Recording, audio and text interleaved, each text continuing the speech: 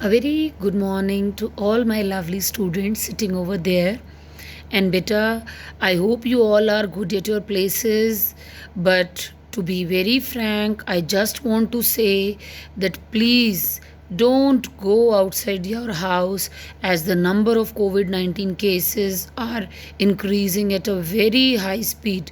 So please stay home, stay safe, and study hard also, as your summer vacations are over now and daily you are getting your homework. So please study well. And now come to the point. In our last lecture, we have started chapter number 5 of our English literature, that is quality. And I hope you have understood that first half of the chapter.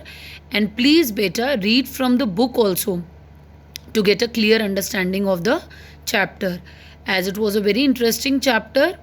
And now today we'll start with page number 75, because up to 70 page number 74 we have done in our previous lecture. And let's recapitulate the first half of the chapter. This is the chapter regarding the quality. Here we are talking about the quality of shoes that Mr. Gessler used to make, and he was a German shoemaker who lived in London. Fine. So it's a very interesting chapter. So just take out your books and open page number 75 to continue with the chapter. So here is the second half of the chapter. They get it all, he said.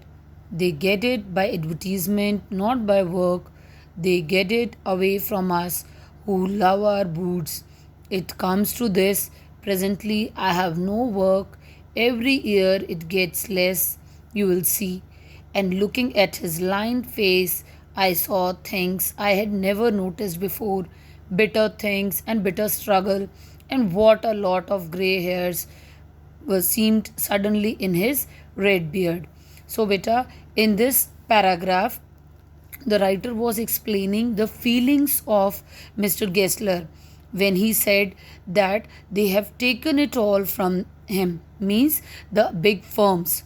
They get it by advertisement. They have taken his trade by advertisement and not by work, means their quality of their work is not good, but they have taken the trade with the help of advertisement, and they have taken it away from Mr. Gessler, who love our boots, means the customers, means Mr. Gessler's customers were taken away by the big firms.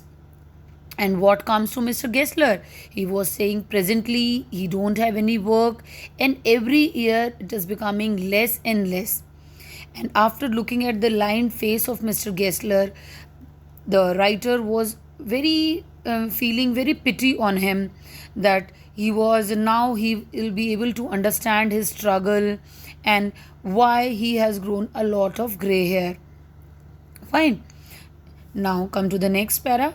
As best I could, I explained the circumstances of those ill-omened boots, but his face and voice made so deep an impression that during the next few minutes I ordered many pairs. They lasted longer than ever, and I was not able to go to him for nearly 2 years. Now, beta, in this paragraph, the writer is explaining that after hearing such words from Mr. Gessler, he was feeling so sympathized for him that he ordered many pairs at the same time, and those pairs were lasted very long than ever, and nearly for 2 years he didn't visit his shop because they were lasted long, the shoes. It was many months before my next visit to his shop. This time it appeared to be his elder brother handling a piece of leather. Now, when the next visit, the writer was saying that it was his elder brother who was carrying a piece of leather. Well, Mr. Gessler, I said, how are you? He came close and peered at me. I'm pretty well, he said slowly, but my elder brother is dead. Now, when the writer again visited Mr. Gessler's shop, he asked that, how are you? And what Mr. Gessler did, he came close to the writer and peered at him and said, I am pretty well. And he also said slowly that his brother died. and I saw it was indeed himself, but how aged and wan. And never before had I heard him mention his brother. Much shocked, I murmured, "Oh, I'm sorry." And by hearing such words from Mr. Gessler, the writer was in very much shock, and he was shocked to see Mr. Gessler so aged. And finally, after hearing such words, he said, "Oh, I'm sorry." "Yes," he answered, "he was a good man. He made a good boot, but he is dead." Now, Mr. Gessler is talking about his brother, that he was a good man and he made good boots, but he is now dead, and touched the top of his head where the hair had suddenly gone as thin as it had been on that of his poor brother, to indicate, I suppose, the cause of his death. "Do you want any boots?" And he held up the leather in his hand. It is a beautiful piece. Now, again, in this stanza, Mr. Gessler was explaining that now he is able to understand the cause of his brother's death. And finally, he asked the writer that, "Do you want any boots?" And he was still handling a piece of leather in his hand, and he was showing it to the writer and saying, "It is a beautiful piece. I ordered several pairs. It was very long before they came, but they were better than ever. One simply could not wear them out, and soon after that I went abroad." Now, again, the writer had ordered several pair of boots to Mr. Gessler, and it was a very long time that they came, but they were better than ever, means they were of very good quality. And soon after getting those shoes, the writer went abroad. It was over a year before I was again in London, and the first shop I went to was my old friend's. Now, after coming back after an year, he came back to London, and the first shop the writer visited was Mr. Gessler's. And what he was saying, he's saying that he had left a man of 60, and I came back to one of 75, pinched and worn, who genuinely this time did not at first know me. Now, here in this para, what the writer wants to explain is that Mr.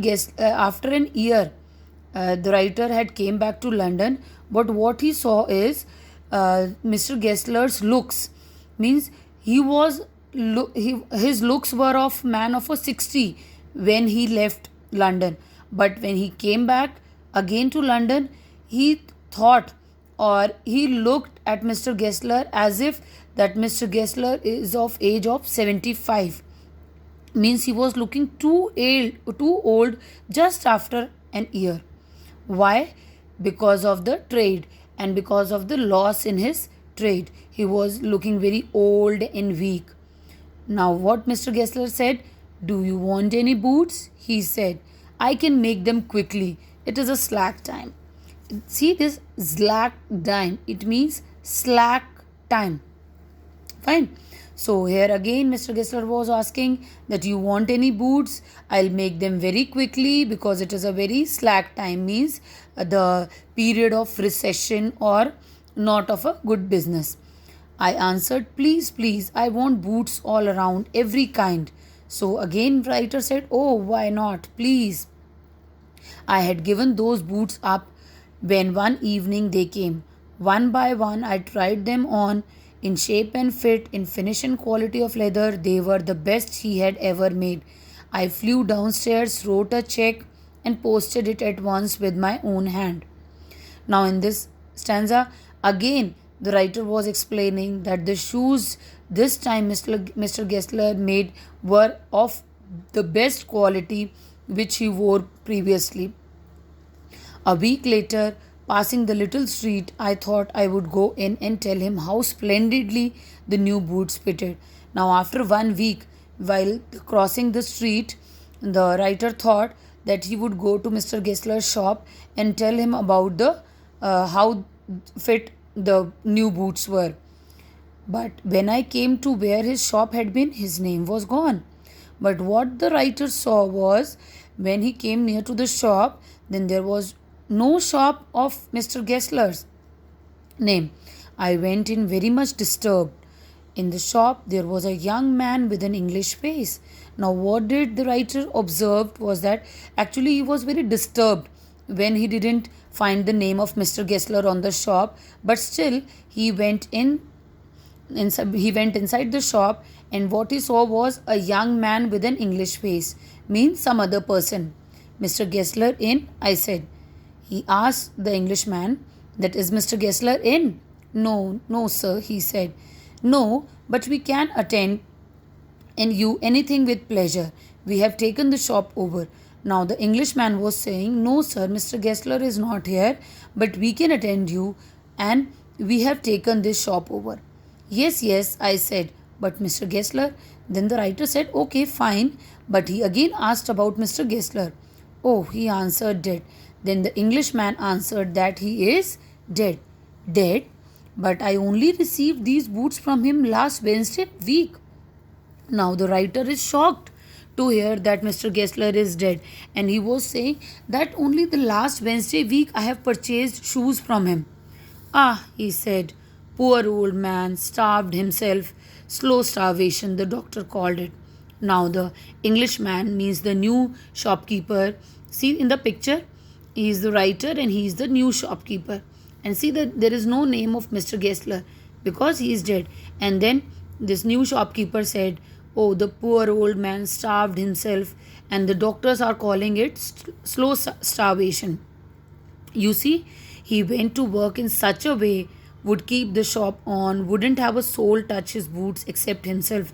Means now the new shopkeeper was explaining how desperately or how honestly Mr. Gessler was doing his work, and he never had any attendant to help him out, and he does all the work by himself.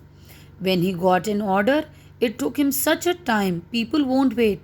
And due to this, because as he was not having any attendant or any person to help him out, so it takes time to make shoes, and people won't wait for such a long time.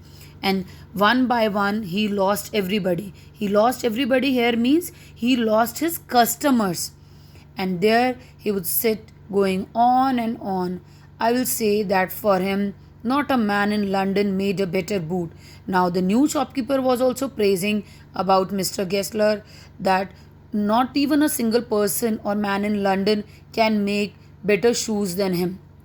But look at the competition. He never advertised. Now, again, at the same time, he was also saying about the competition that there is a lot of competition in the market, and Mr. Gessler never advertised his shoes, would have the best leather too, and do it all himself. Well, there it is. What could you expect with his ideas? Now, he was explaining that he was a very fine shoemaker, but he never advertised, he never took help of anyone, and he was having a best leather too.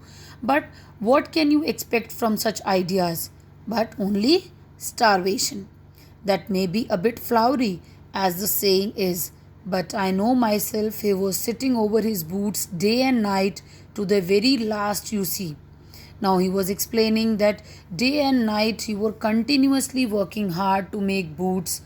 I used to watch him, never gave himself time to eat. Now he was explaining that the new shopkeeper also used to watch him doing work day and night, and he never gave time to himself for eating. He never had a penny in the house.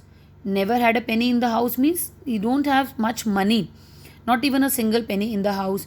All went in rent and leather, because all the money which he earned by making boots went in the house rent and the leather he purchased to make boots. How he lived so long, I don't know. Now the new shopkeeper is saying, I can't believe that how he long lived so long.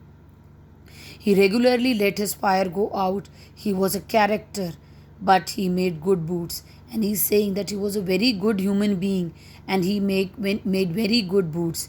Now the writer also said, yes, I said he made good boots. Now the writer also saying this praise for Mr. Gessler that yes, he made good boots. Now this was the story written by John Galsworthy. Fine. And I hope you all have understood it, And beta, for thorough understanding, please read from your book also the whole chapter so that you will understand the story fully. Thank you.